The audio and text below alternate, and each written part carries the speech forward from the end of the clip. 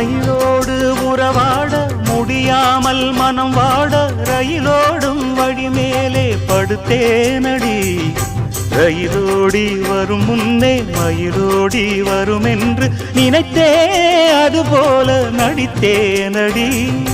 நடித்தாலும் துடித்தாலும் பிடிவாதம் பிடித்தாலும் வளைத்தாயே இளமானை வசமாகத்தான்.